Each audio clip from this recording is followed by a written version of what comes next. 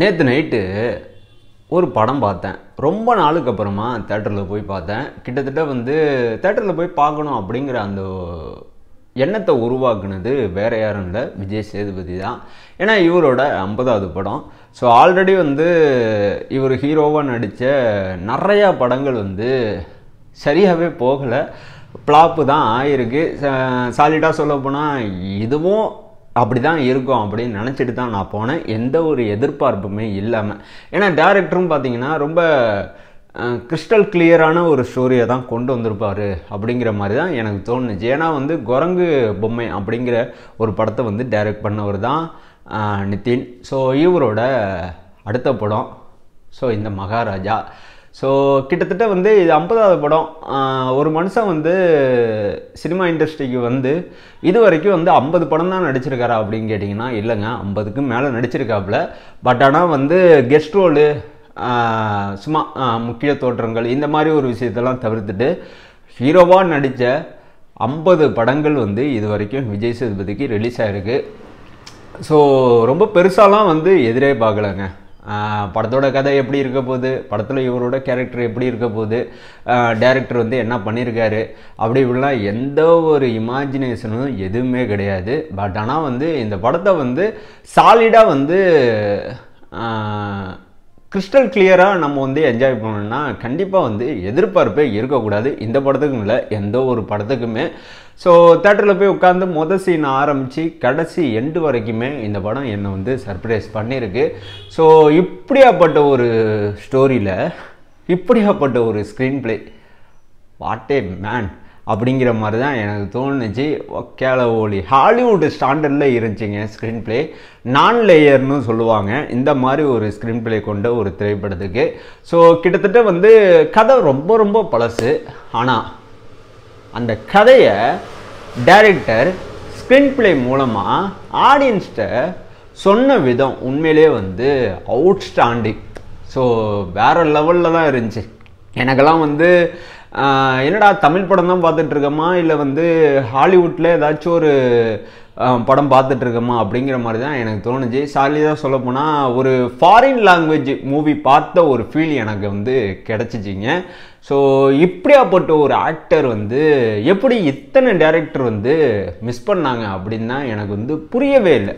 நான் ஆரம்பத்துலலாம் நினச்சேன் வில்லனாக நடிக்கிற படங்கள் மட்டும்தான் விஜய் சேதுபதிக்கு ஹிட்டு கொடுக்குது, ஹீரோவாக நடிக்கிற எந்த ஒரு படமே ஹிட்டே கொடுக்க மாட்டுது. சாலிடாக சொல்லப்போனால் விஜய் சேதுபதிக்கு ஸ்டோரியை தேர்ந்தெடுக்கிறதுல குழப்பம் இருக்கா இல்லை விஜய் சேதுபதிக்கு சரியான ஒரு ஸ்டோரியை எந்த ஒரு டைரக்டரும் ரெக்கமெண்ட் பண்ண மாட்டாங்களா அப்படிங்கிற அந்த டவுட்டு இருந்துக்கிட்டே தான் இருந்துச்சு.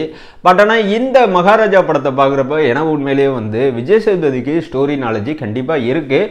பட் ஆனால் டைரக்டர் தான் சரியாக இவரை பயன்படுத்திக்க மாட்டுறாங்க அப்படிங்கிற மாதிரி எனக்கு சாலிடாக புரிஞ்சிச்சு. இது நான் லேயர் மூவிங்கிறதுனால ஸ்க்ரீன் பிளே பார்த்தீங்கன்னா பேக் டு பேக் வந்துக்கிட்டே இருக்கும். ஸோ அக்யூரேட்டாக கண் சிமிட்டாமல் எந்த ஒரு சிந்தனையும் மைண்ட்லேயும் மனசுலையும் இல்லாமல் சாலிடாக ஒரு படத்தை எந்த ஒரு சலசலப்பும் இல்லாமல் பார்த்தீங்கன்னா மட்டும்தான் இந்த படத்தை உங்களால் அனுபவிக்க முடியும். ஸோ ரொம்ப ரொம்ப சர்ப்ரைஸ் பண்ணுச்சு. என்ன சர்ப்ரைஸ் பண்ண 2-3 கேரக்டர் இந்த படத்தில் இருக்குது.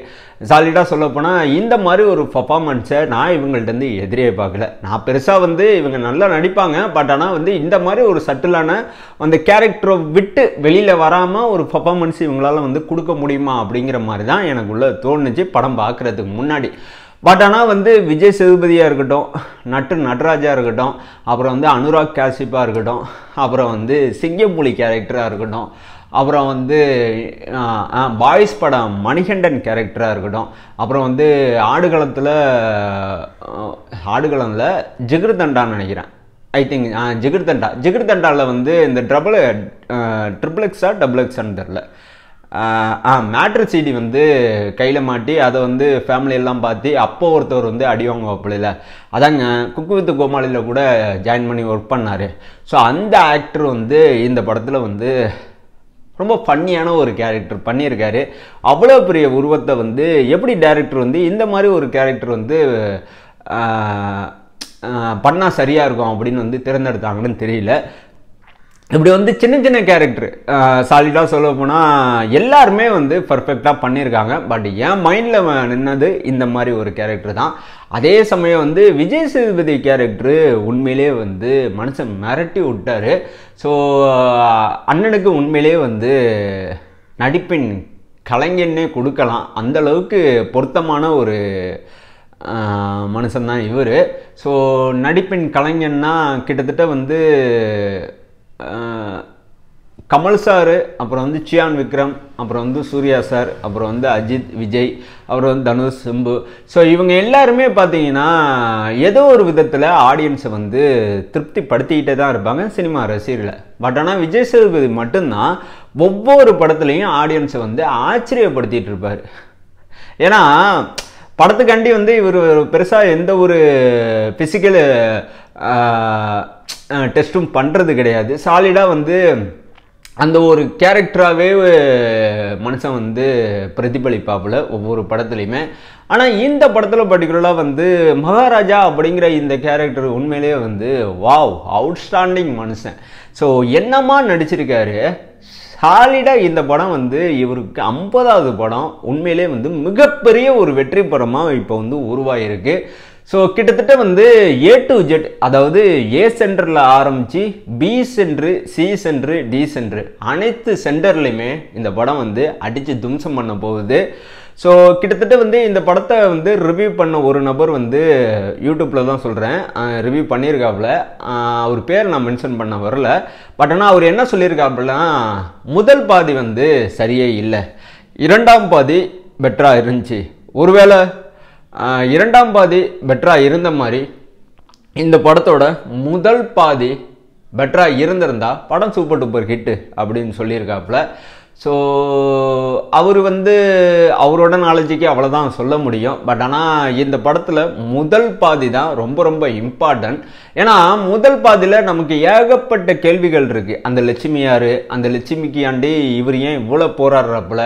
ஸோ அந்த லட்சுமிக்கும் விஜய் சேதுபதிக்கும், அதாவது மகாராஜாவுக்கும், அப்புறம் வந்து மகாராஜா பொண்ணாக நடித்த அந்த பொண்ணுக்கும் என்ன கனெக்ஷன். ஸோ லட்சுமிங்கிறது உண்மையிலே வந்து ஒரு பொருளா இல்லை அதுக்கு மேலேயா அப்படிங்கிற இந்த கேள்விக்கும், ஒரு லட்சுமிக்காண்டியா இந்த மனுஷன் வந்து இந்த அளவுக்கு வந்து மெனக்கறாரு அப்படிங்கிற இந்த கேள்விக்காண்டியும், இப்படி ஒட்டுமொத்த கேள்விக்காண்டியும் பதிலே வந்து அந்த செகண்ட் ஹாஃபில் தான் இருக்குது. ஸோ ஃபர்ஸ்ட் ஹாஃப் ஃபுல்லாகவே வந்து வெறும் கேள்விகளுக்காண்டி தான் ஓடிட்டே இருக்குது. ஸோ செகண்ட் ஹாஃபில் தான் அந்த கேள்வியை வந்து ரிவீலே பண்ணுறாங்க. சாலிடாக சொல்ல போனால் செகண்ட் ஹாஃபை விட ஃபர்ஸ்ட் ஹாஃப் வந்து உண்மையிலே வந்து அவுட்ஸ்டாண்டிங். ஏன்னா வந்து ஃபர்ஸ்ட் ஹாஃப் கிட்டத்தட்ட வந்து கிறிஸ்டல் கிளியராக இருக்குது. ஸோ ஏன்னா ஃபர்ஸ்ட் ஹாஃபில் வந்து எல்லா விஷயத்தையுமே வந்து நம்ம போட்டு உடச்சிட்டோம்னா வச்சிங்களேன், செகண்ட் ஹாஃபில் வந்து என்னத்தை நம்ம வந்து பார்க்க முடியும் இல்லை. அதான் ஸோ கேள்வியோட இந்த படம் வந்து பயணிக்கிறதுனால, ஸோ கடைசியில் இந்த கேள்விக்கான பதில் சரியாக முடிகிறதுனால இந்த படம் அவுட்ஸ்டாண்டிங்காக இருக்குது. ஸோ இந்த படத்தோட மியூசிக் டைரக்டர் யாருன்னு எனக்கு தெரியல, மனுஷன் வந்து பிரித்து மேய்ஞ்சிட்டாப்புல. ஸோ இந்த மாதிரி சஸ்பென்ஸ் த்ரில்லர் மூவிக்கெல்லாம் வந்து எந்த மாதிரி ஒரு பேக்ரவுண்ட் ஸ்கோர் வந்து தேவைப்படுமோ அந்த மாதிரி ஒரு என்கேஜிங்கான ஒரு பேக்ரவுண்ட் ஸ்கோர் வந்து கொடுத்துருக்காப்புல. ஸோ இந்த படத்தில் வந்து ஸ்பெஷல் அப்பியரன்ஸ் வந்து ஒருத்தவங்க பண்ணியிருக்காங்க. ஐ திங்க் வந்து இவங்களை நான் வந்து நோட்டீஸ் பண்ணதுக்கப்புறம் ரிமெம்பர் பண்ணி ஓகே ரைட் இவங்க தான் இந்த கேரக்டர் வந்து பண்ணியிருக்காங்க அப்படிங்கிற மாதிரி எனக்கு தோணுச்சு. ஸோ இவங்க பார்த்தீங்கன்னா இது வந்து ஸ்பாய்லர் தான் நினைக்கிறேன். ஏன்னா இருந்தாலும் வந்து ஒரு நாள் ஆயிடுச்சு. இந்நேரம் வந்து மேக்ஸிமம் வந்து இந்த ஸ்பெஷல் அப்பியரன்ஸ் பண்ண இந்த கேரக்டர் பண்ண அந்த நடிகையோட பேர் என்ன அப்படின்னு உங்களுக்கு நல்லாவே தெரிஞ்சிருக்கும். ஸோ கிட்டத்தட்ட இந்த மாதிரி ஒரு கேரக்டரில் இவங்க வருவாங்க அப்படின்னு நான் வந்து எதிரே பார்க்கலாங்க. அவுட்ஸ்டாண்டிங் பேரழகி. ஸோ சாலிடாக சொல்ல போனால் எந்த அளவுக்கு அழகு இருக்கோ அதை விட டேலண்ட்டும் அளவுக்கு அதிகமாக இருக்குது. போல்டான ஒரு நடிகை. ஸோ சமீபத்தில் என்ன ரொம்ப ரொம்ப இன்ஸ்பயர் பண்ண ஒரு ஆக்டரில் இவங்களும் ரொம்ப ரொம்ப முக்கியமானவங்க. ஸோ இவங்களோட அழகுக்கு இந்த உலகத்தில் இருக்கிற ஒட்டுமொத்த இளைஞர்களும் அடிமை. அதே மாதிரி இவங்களோட பர்ஃபார்மன்ஸுக்கும் ஒட்டுமொத்த இளைஞர்களும் அடிமைங்க. ஸோ சின்ன ரோல் தான், பட் ஆனால் வந்து மனசில் நிற்கிற ரோல் பண்ணியிருக்காங்க. இன்னும் சொல்லப்போனால் இந்த ரோல் பர்டிகுலராக வந்து இந்த அளவுக்கு அற்புதமாக வந்து பண்ணியிருக்காங்க அப்படிங்க நான் நினச்சி கூட பார்க்கல. ஸோ கிட்டத்தட்ட வந்து ஒரு ஒரு சின்ன ரோல் கடந்து போகிற ஒரு விஷயம் யாருமே மைண்டில் மனதில் வச்சிக்க மாட்டாங்க. அப்படியேப்பட்ட ஒரு ரோலுக்கு ஒரு மெனக்கெடல் இருக்குல்ல, அது உண்மையிலே வந்து வேற லெவலுங்க. ஸோ அந்த நடிகையோட பேர் என்ன தெரியுமா? திவ்ய பாரதி. ஸோ திவ்ய பாரதி மகாராஜா ஒய்ஃபாக நடிச்சிருக்காங்க. அதாவது விஜய் சேதுபதிக்கு இந்த படத்தில் ஒய்ஃபாக நடிச்சிருக்காங்க. எக்ஸாக்டாக சொல்லப்போனால் 2-3 சீன் மட்டும்தான் வராங்க. ஸோ ரொம்ப அதிகமாலாம் இல்லை. பட் ஆனால் வந்து அவங்களோட லுக்கு வந்து உண்மையிலே வந்து அவுட்ஸ்டாண்டிங். ஸோ ரொம்ப ரொம்ப யதார்த்தமாக இருந்துச்சு. ஸோ இந்த அளவுக்கு யதார்த்தமான ஒரு மேக்கப்பில் இந்த படத்தில் இவங்க வந்து அப்பியரன்ஸ் ஆகி பர்ஃபார்மன்ஸ் பண்ணுவாங்க அப்படின்னு நான் எக்ஸைட்டே பண்ணலை. பட் ஆனால் வந்து பர்டிகுலராக இந்த கேரக்டர் உண்மையிலே வந்து அவுட்ஸ்டாண்டிங்காக இருந்துச்சு. ஸோ அதே மாதிரி இந்த படத்தில் வந்து எத்தனையோ பேரை நம்ம வந்து பாராட்டினாலும் பர்டிகுலராக வந்து விஜய் சேதுபதிக்கு பொண்ணா பண்ண, அதாவது மகாராஜாவுக்கு பொண்ணா பண்ண அந்த பொண்ணோட கேரக்டர் உண்மையிலே வந்து வேற லெவலில் தான் டைரக்டர் எழுதியிருக்காரு. சாலிடாக சொல்ல போனால் இந்த சிங்கம்புலி கேரக்டரும் இந்த பொண்ணோட கேரக்டரும் உண்மையிலே ஆடியன்ஸ் ஆகிய நமக்கு உண்மையிலே செம்ம சர்ப்ரைஸ் தான். ஸோ இதை நான் வந்து ஸ்பாய்லர் பண்ண விரும்பலை. பட் சிங்கம்புலியாக இருக்கட்டும், இந்த பொண்ணோட பர்ஃபார்மன்ஸாக இருக்கட்டும், நீங்கள் தேட்டரில் பார்த்து என்ஜாய் பண்ணுங்கள். ஏன்னா இந்த 2 கேரக்டர் தான் இந்த படத்தோட உயிர் நாடியே. ஸோ கிட்டத்தட்ட இப்படியாப்பட்ட ஒரு கம்பேக்டான ஒரு விஷயத்தை விஜய் சேதுபதி மகாராஜா படத்தில் பண்ணுவார் அப்படின்னு எக்ஸைட்டாக நான் எதிரே பார்க்கலங்க. ஸோ அவுட்ஸ்டாண்டிங்காக பண்ணியிருக்காப்புல. ஸோ இனிமேட்டு வந்து சரியான ஒரு டைரக்டர்கிட்ட விஜய் சேதுபதி ஒர்க் பண்ணால் உண்மையிலே வந்து இவர் கையிலேயே பிடிக்க முடியாது. ஸோ எண்ணிலடங்காத பல கோடி ரசிகர்களுக்கு மத்தியில் தான் நானும் விஜய் சேதுபதியை ரசிச்சிட்டு இருக்கேன். ஸோ ஆரம்பத்துலேருந்து இப்போ வரைக்கும் இவரோட வந்து க்ரோத் லெவல் வந்து அதிகரிச்சுட்டு தான் இருக்குது. என்ன தான் வந்து டவுன்ஃபால் இவரோட லைஃப்பில் இருந்தாலும் பட் சினிமா இண்டஸ்ட்ரியை பொறுத்த வரைக்கும் இவரோட லைஃப்பில் பொறுத்த வரைக்கும் பல விஷயங்களை இவர் வந்து கற்றுக்கிட்டு தான் இருக்கார். ஸோ அப்படி கற்றுக்கிட்ட ஒவ்வொரு சில விஷயத்தை தான் இந்த மகாராஜா படத்தில் விஜய் சேதுபதி அவர்கள் பண்ணியிருக்காப்புல. ஸோ இப்படியாப்பட்ட ஒரு கதையை 50வது படமாக இவர் தேர்ந்தெடுத்ததுக்கு முக்கிய காரணமே இந்த படம் பார்த்துட்டு வெளில வந்தீங்கன்னா கண்டிப்பாக உங்களுக்கு நல்லாவே புரியும்.